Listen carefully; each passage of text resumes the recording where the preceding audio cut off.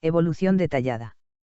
A continuación te presento dos piezas diferenciadas, pensadas para abrir el libro con coherencia conceptual y tono científico-filosófico, sin épica ni teleología, en continuidad directa con todo lo que ya escribiste. Introducción. No hay línea recta.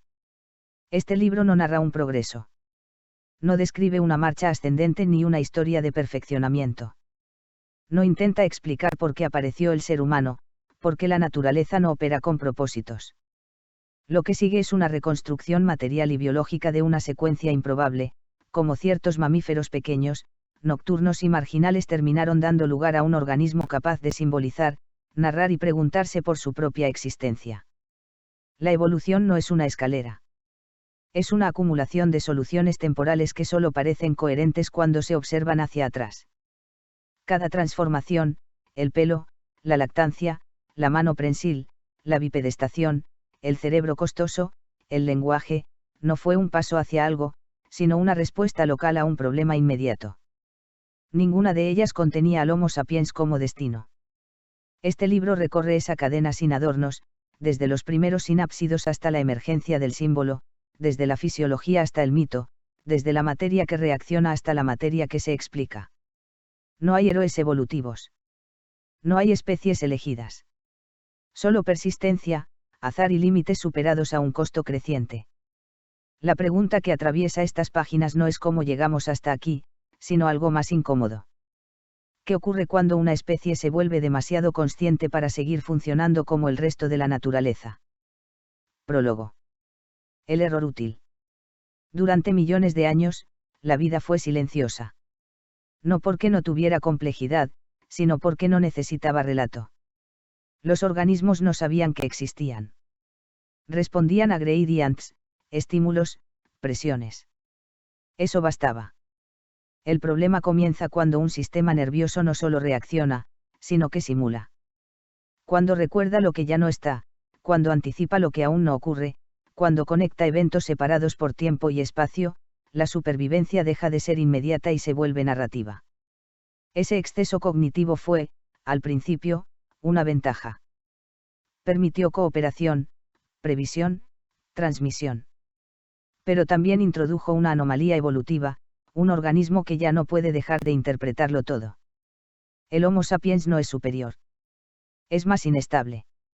Vive entre capas, biología, cultura, símbolo, mito. Cada una intenta ordenar a la anterior, y ninguna lo logra del todo.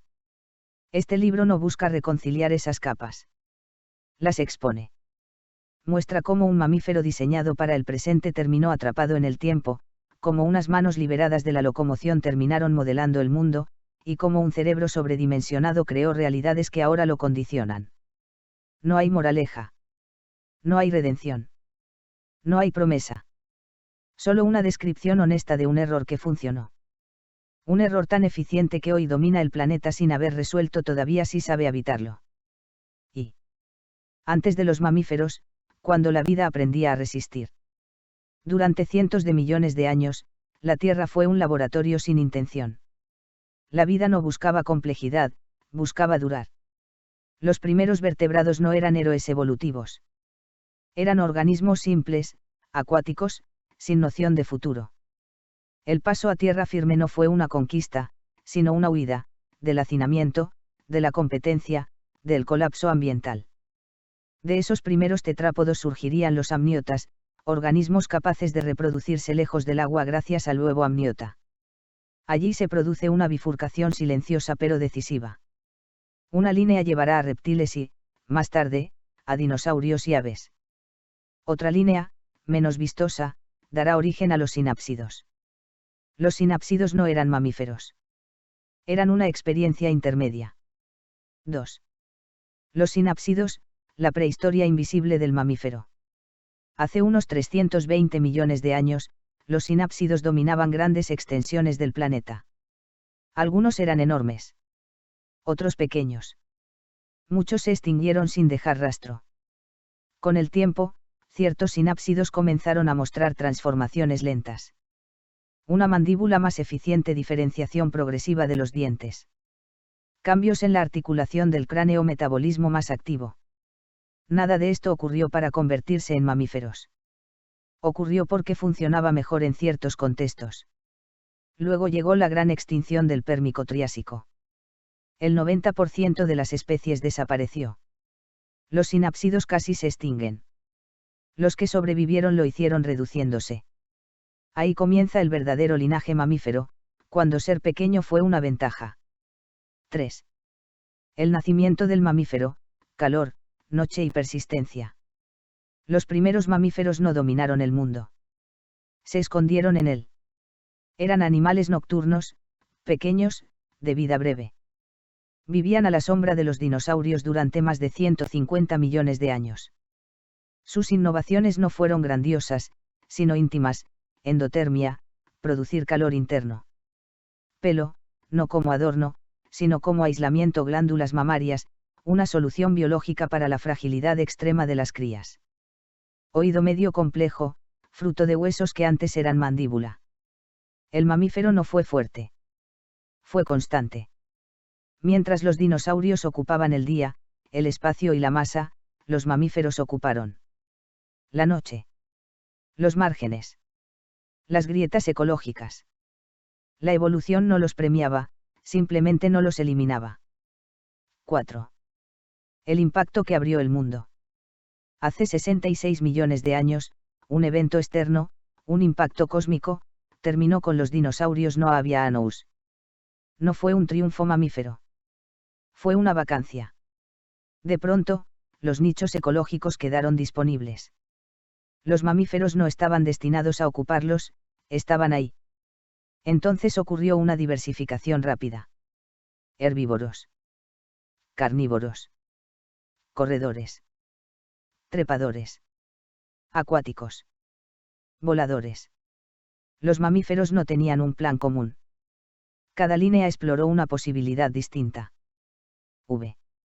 La musaraña y la fragilidad original. Entre los pequeños mamíferos insectívoros apareció una forma modesta, similar a una musaraña primitiva. No fue ancestro directo del ser humano, pero representa el tipo de organismo del cual surgirían los primates. Pequeño. Nervioso. Con alta demanda energética dependiente de la percepción y la memoria. Este tipo de cuerpo favorecía: cerebros relativamente grandes, conductas flexibles, aprendizaje rápido. No inteligencia en el sentido humano. Plasticidad. Vi. El surgimiento de los primates: ver, agarrar, recordar. Hace unos 55-60 millones de años, algunos mamíferos arborícolas desarrollaron visión frontal, estereoscópica. Manos prensiles. Uñas en lugar de garras. Mayor coordinación ojo-mano. Esto no fue para pensar mejor. Fue para no caer.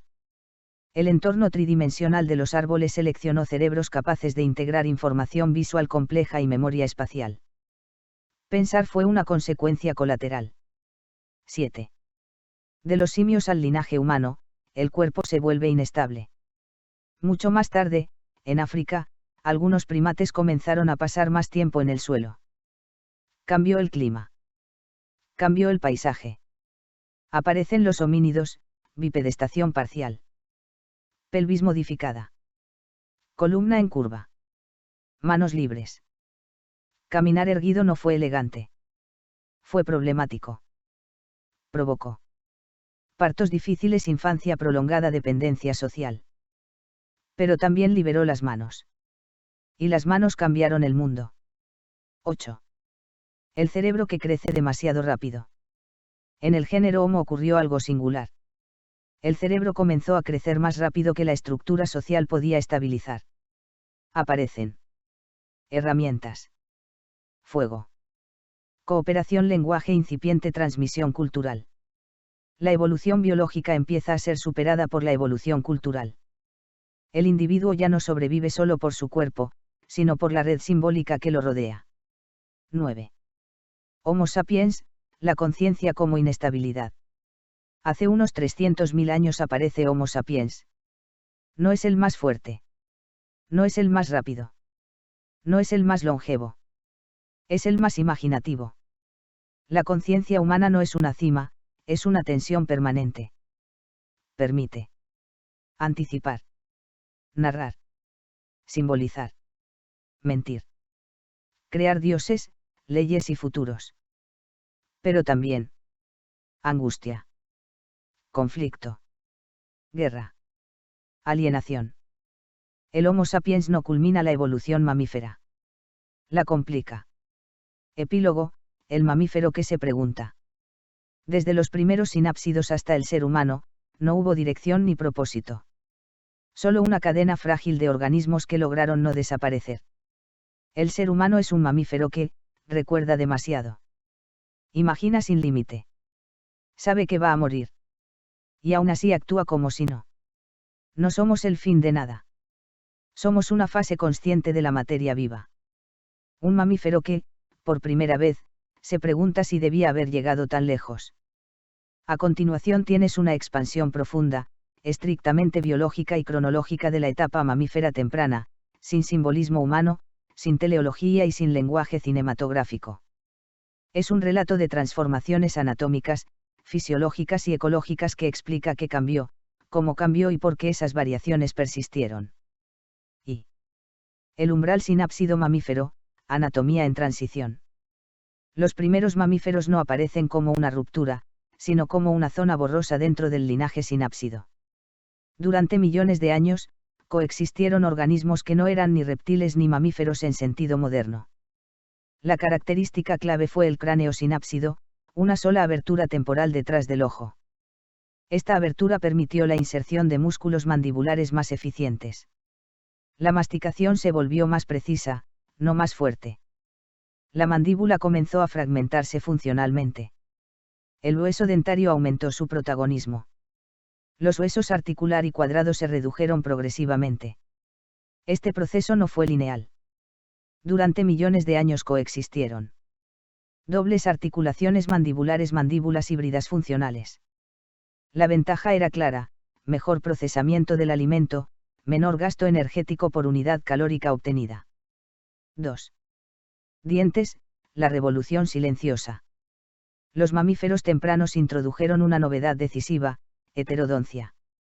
En lugar de dientes similares, aparecen incisivos, caninos, premolares, molares con cúspides complejas.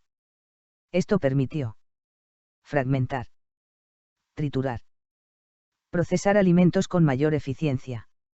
La digestión comenzó parcialmente en la boca. Esto redujo la longitud intestinal necesaria y permitió cuerpos pequeños con metabolismo elevado. La dentición dejó de ser reemplazada continuamente. Aparece la difiodoncia, 2 juegos dentales. Esto estabilizó la mordida y permitió oclusión precisa, fundamental para dietas insectívoras y omnívoras tempranas. 3. Metabolismo, del entorno al interior. Uno de los cambios más costosos fue la transición hacia la endotermia. Los mamíferos tempranos comenzaron a mantener temperatura corporal constante e independizarse térmicamente del ambiente. Esto implicó alto consumo energético, necesidad de ingesta frecuente, sistemas respiratorios más eficientes. Se desarrolló un diafragma muscular, separando cavidad torácica y abdominal. La respiración se volvió activa, no pasiva. El corazón se especializó en un flujo sanguíneo rápido y sostenido. La circulación permitió oxigenación continua del tejido muscular y nervioso. La endotermia no fue absoluta al inicio. Probablemente existieron estados intermedios, con actividad nocturna y picos metabólicos. 4. Pelo, una estructura metabólica, no estética. El pelo aparece como aislante térmico, no como cobertura externa simbólica. Sus orígenes están ligados a mecanorreceptores cutáneos, vibrisas, sensores táctiles. La piel mamífera se volvió altamente vascularizada, rica en glándulas. Se desarrollaron glándulas sudoríparas, glándulas sebáceas, glándulas mamarias, modificadas a partir de glándulas cutáneas.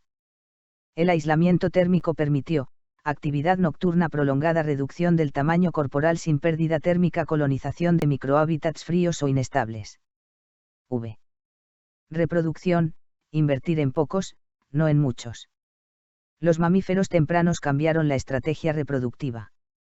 En lugar de producir grandes cantidades de crías independientes, comenzaron a producir pocas crías extremadamente dependientes, extender el cuidado parental. Las glándulas mamarias resolvieron un problema crítico, como alimentar a un organismo inmaduro con alto metabolismo. La lactancia permitió desarrollo cerebral postnatal, protección inmunológica pasiva. Mayor plasticidad del desarrollo. La gestación prolongada aparece más tarde, pero la dependencia temprana es el rasgo fundacional. B.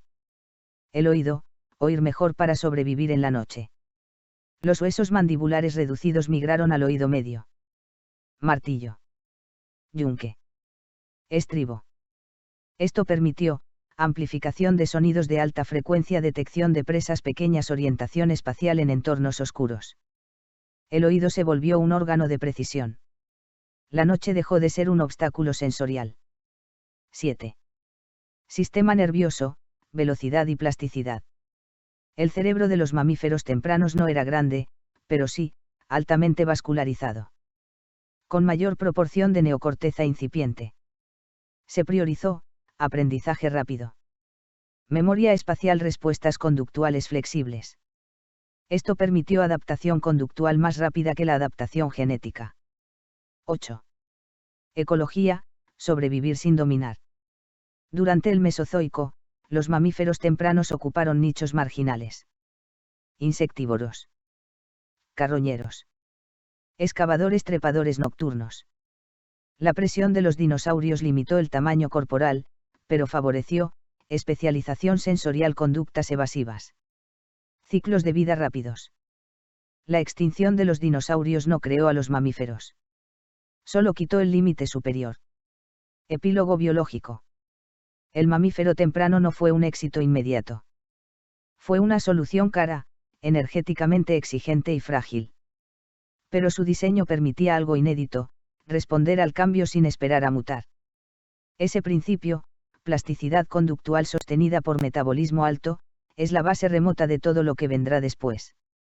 Incluido el Homo sapiens. A continuación tienes la expansión estrictamente biológica, cronológica y no teleológica de la transición mamífero-primate, escrita como continuidad anatómica y fisiológica, no como ascenso hacia lo humano. Aquí no aparece aún el pensamiento, solo cuerpos que funcionan mejor en un entorno tridimensional complejo. Y el punto de partida, mamíferos pequeños en un mundo vegetal. Tras la extinción del Cretácico-Paleógeno, los ecosistemas terrestres cambiaron con rapidez. Las plantas con flor, angiospermas, se diversificaron y los bosques cerrados se expandieron. El suelo ya no era el único espacio viable. El volumen aéreo del bosque se volvió un hábitat tridimensional. Algunos mamíferos pequeños, insectívoros y omnívoros, comenzaron a explotar ese espacio. Ramas. Troncos. Follaje. Frutos estacionales. No se trató de subir a los árboles, sino de no competir en el suelo. 2. Presión mecánica, moverse sin caer. El entorno arbóreo impuso una exigencia física radical, la locomoción dejó de ser lineal. Caminar, correr o excavar no bastaba. Era necesario agarrar, equilibrar, coordinar. Las extremidades comenzaron a mostrar cambios graduales.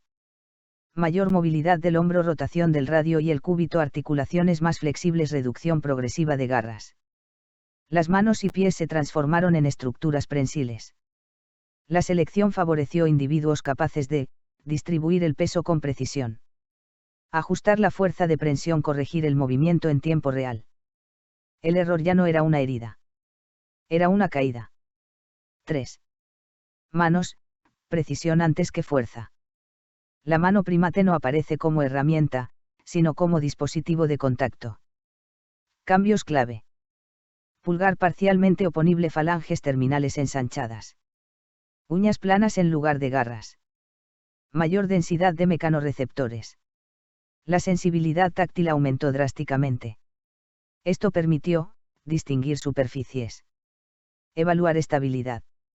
Modular presión. La mano dejó de ser un gancho. Se volvió un sensor activo. 4. Visión, el cerebro se desplaza hacia adelante. En el dosel del bosque, la distancia es engañosa. Calcular mal una rama implica caer. La selección favoreció. Ojos frontales, superposición de campos visuales. Visión binaquialar estereoscópica. La visión pasó a dominar sobre el olfato, sin eliminarlo. El cráneo se reorganizó. Órbitas más cerradas, reducción del hocico, desplazamiento del cerebro hacia adelante. La profundidad se volvió una variable crítica.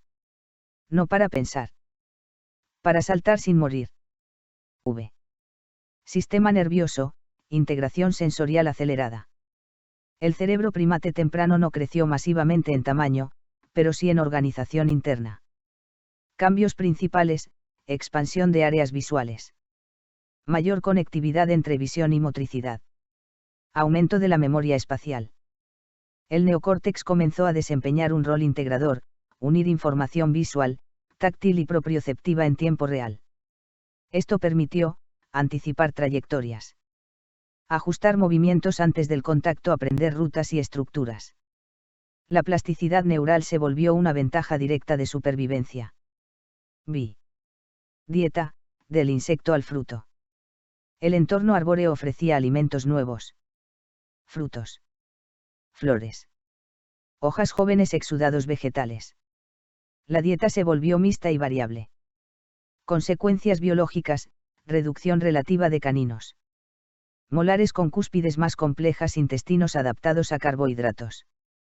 La obtención de alimento dejó de ser puramente depredadora. Requirió selección. Memoria estacional, reconocimiento visual. El alimento no huía. Estaba distribuido. 7. Ritmo vital, más lento, más prolongado. Los primates tempranos comenzaron a mostrar crecimiento más lento, maduración tardía, longevidad relativa mayor. Esto permitió aprendizaje prolongado, transmisión conductual, dependencia parental extendida. La reproducción dejó de ser una carrera de números. Se volvió una apuesta por calidad funcional. 8. Socialidad incipiente, tolerarse para sobrevivir.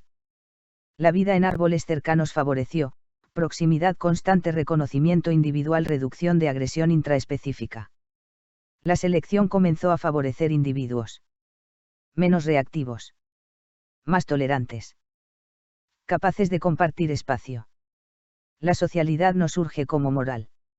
Surge como estrategia de estabilidad. 9. Los primeros primates verdaderos. Hace unos 55 millones de años aparecen los primeros primates claros, euprimates. Rasgos consolidados. Manos y pies prensiles. Uñas. Visión estereoscópica. Cerebro integrador, comportamiento flexible. No eran grandes. No eran dominantes. No eran inteligentes en sentido humano. Eran mamíferos especializados en complejidad espacial. Epílogo biológico. La transición mamífero-primate no fue una escalera. Fue una reorganización corporal completa en respuesta a un entorno tridimensional inestable. El primate no nace para pensar. Nace para coordinar. La conciencia vendrá después. Como una consecuencia secundaria de un cuerpo que aprendió a integrar demasiada información al mismo tiempo. A continuación tienes la expansión biológica, cronológica y no teleológica de la transición primate-homínido, centrada exclusivamente en dos ejes, bipedestación y mano. No hay intención, ni avance, ni destino humano, solo cuerpos sometidos a nuevas tensiones mecánicas. Y el entorno cambia antes que el cuerpo. Hace entre 8 y 5 millones de años, África Oriental experimentó transformaciones climáticas graduales pero persistentes, fragmentación de bosques continuos, expansión de sabanas arboladas, alternancia bosque claro, estaciones más marcadas. El suelo dejó de ser un espacio ocasional. Se volvió inevitable. Los primates africanos, que hasta entonces combinaban locomoción arbórea con desplazamientos breves en el suelo, comenzaron a pasar más tiempo erguidos, no por elección, sino por necesidad funcional. 2.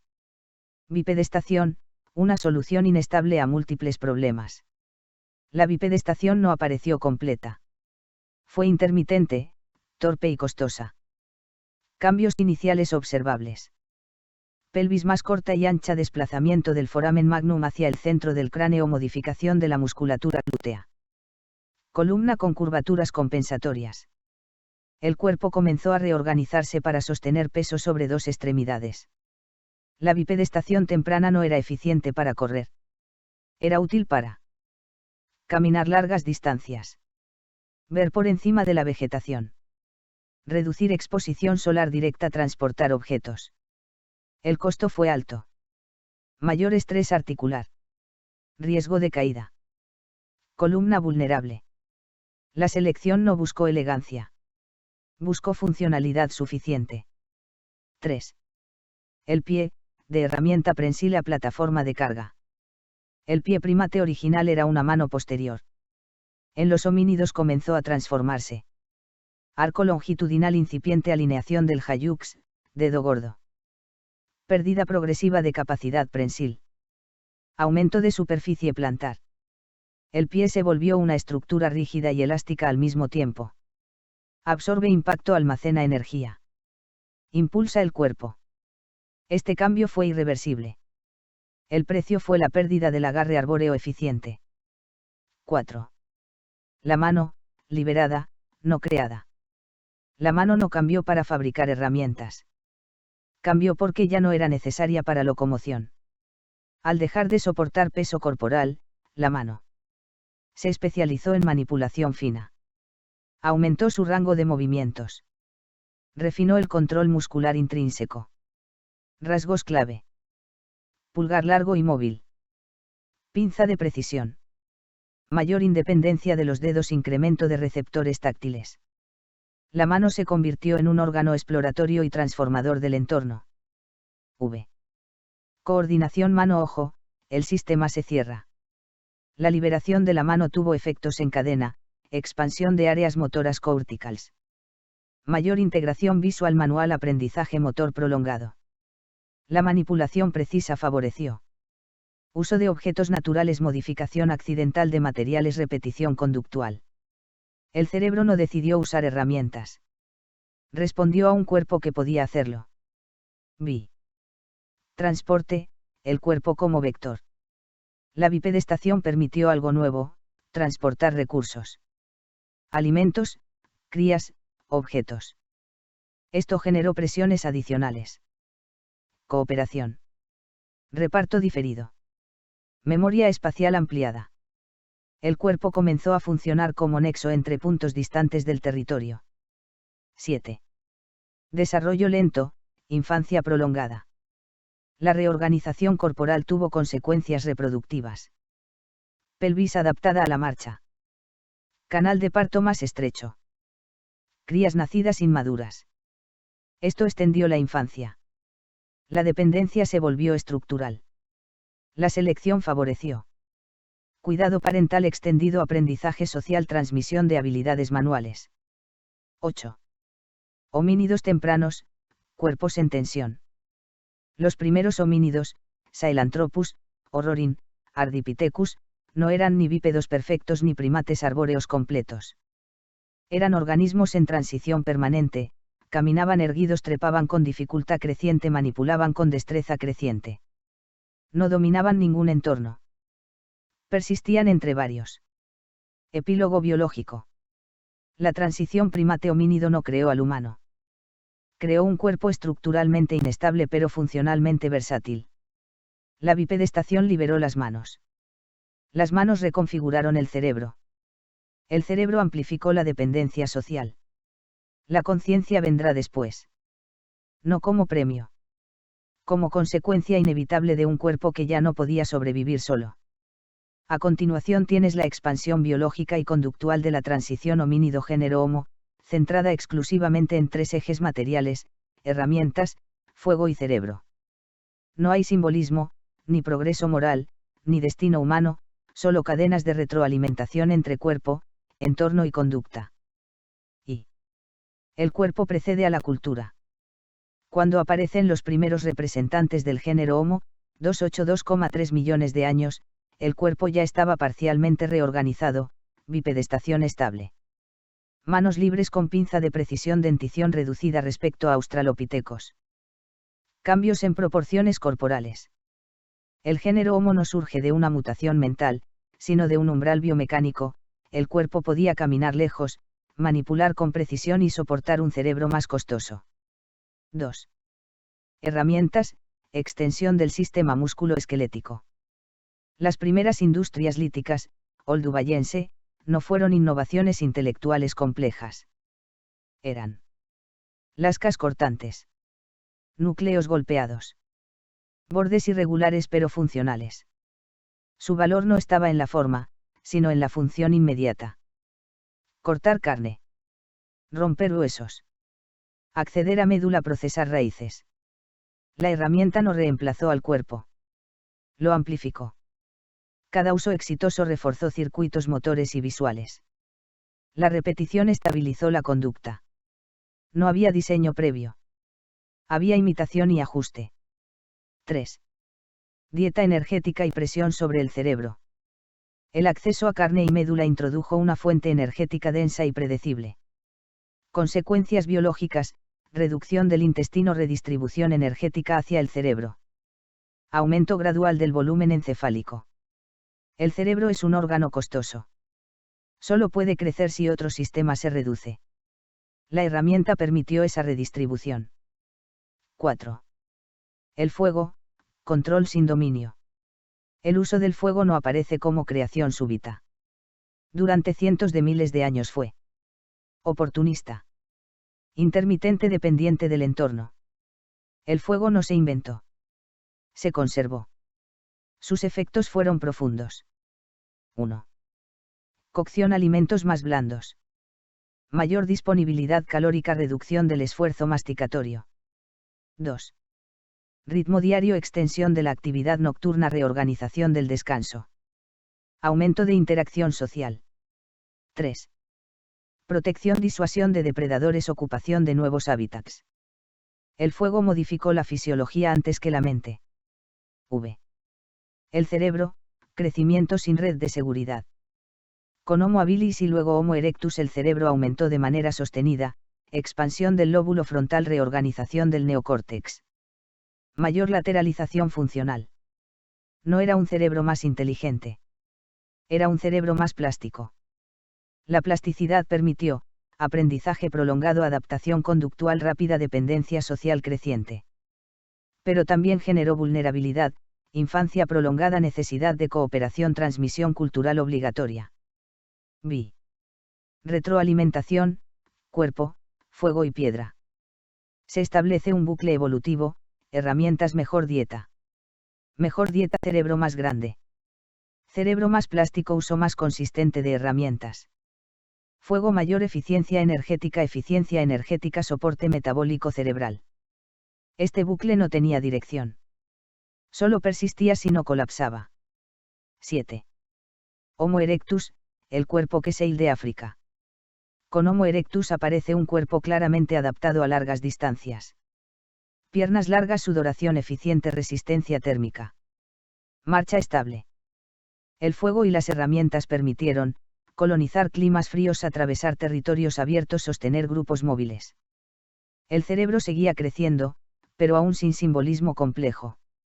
8. Lenguaje incipiente, coordinación, no relato. El aumento cerebral y la vida social favorecieron sistemas vocales más complejos. No como lenguaje simbólico pleno, sino como coordinación de acciones. Advertencias: cohesión grupal. La comunicación precede a la conciencia narrativa. 9. El costo final: dependencia absoluta. El género Homo pierde algo esencial: la autosuficiencia individual.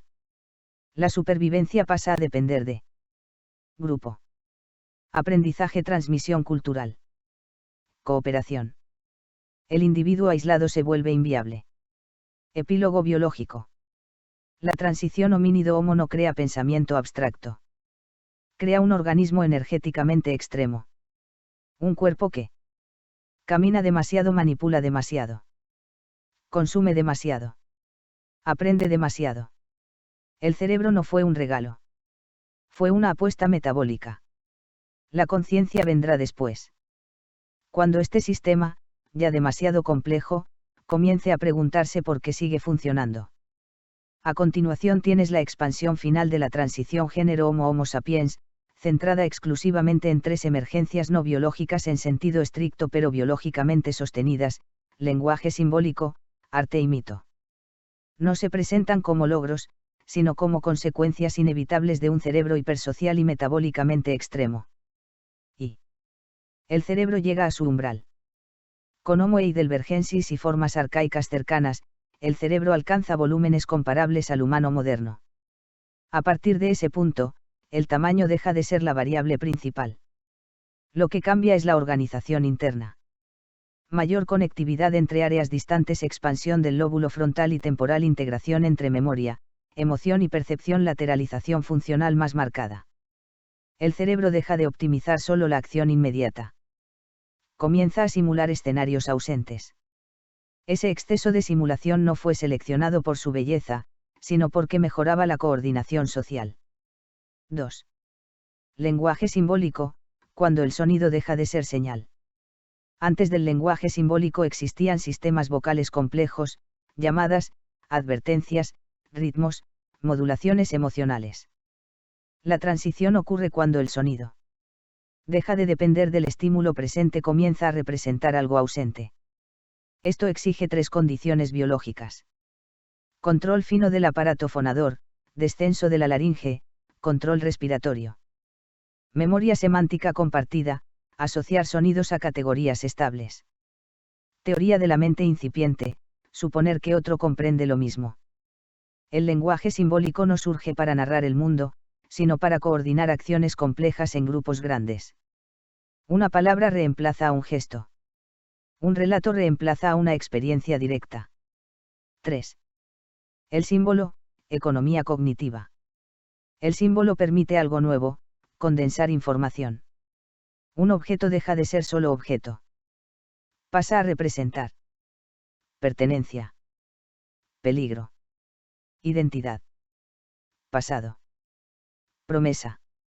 El cerebro reduce el costo de procesamiento sustituyendo experiencias por representaciones.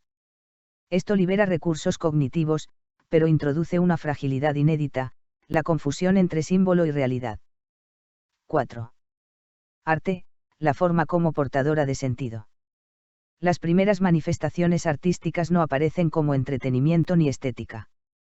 Surgen como marcas repetidas, patrones rítmicos, pigmentos corporales, grabados geométricos. El arte cumple funciones biológicas indirectas: cohesión grupal, transmisión de identidad, sincronización emocional. Memoria colectiva. El cuerpo se convierte en superficie simbólica. El entorno se convierte en archivo.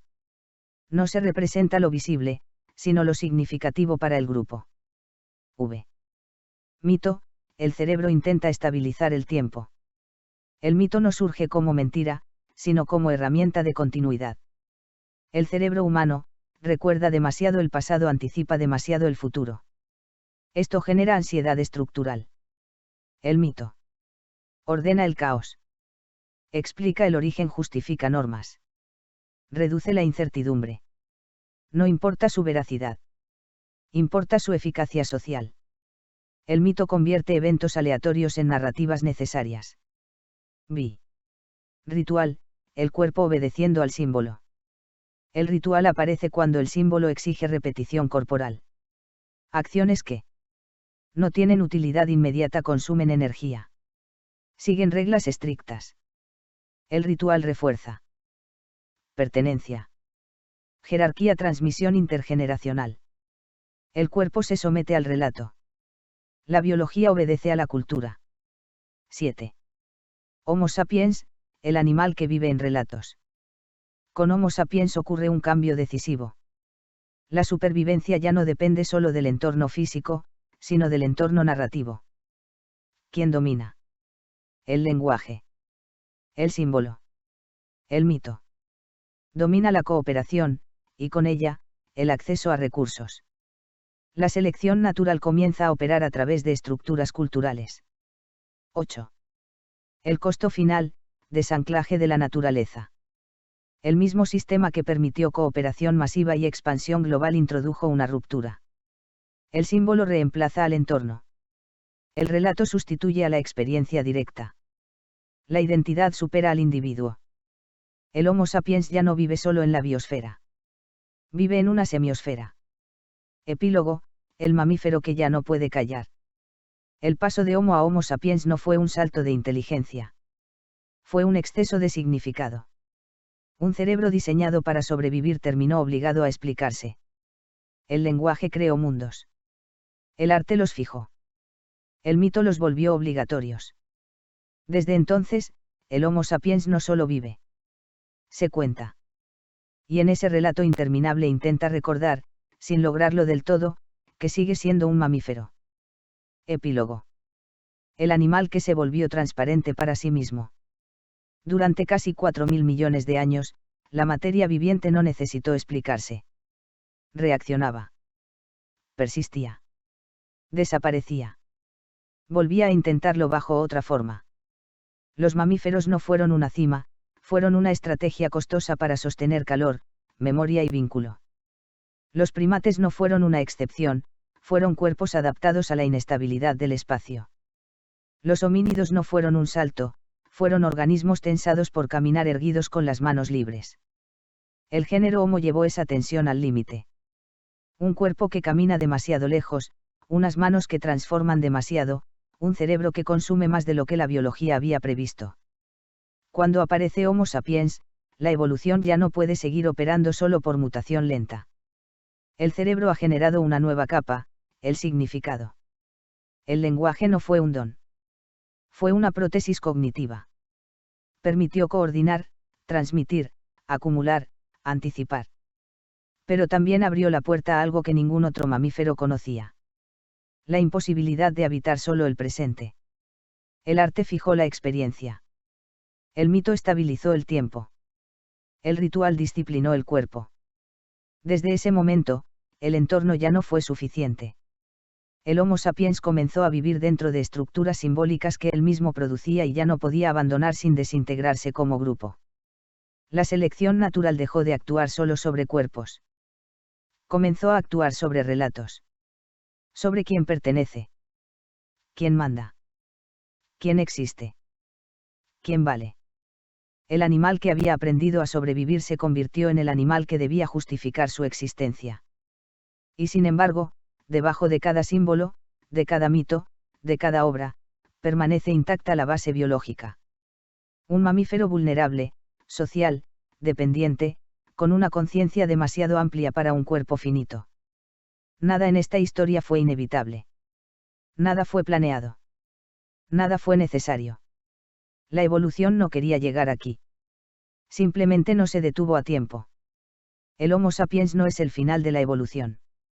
Es una fase consciente, inestable y transitoria, en la que la materia, por primera vez, se volvió capaz de preguntarse si debía seguir siendo lo que es. Y esa pregunta, más que cualquier herramienta, lenguaje o mito, es el verdadero umbral que todavía no sabemos cómo cruzar. @cx2gc 2026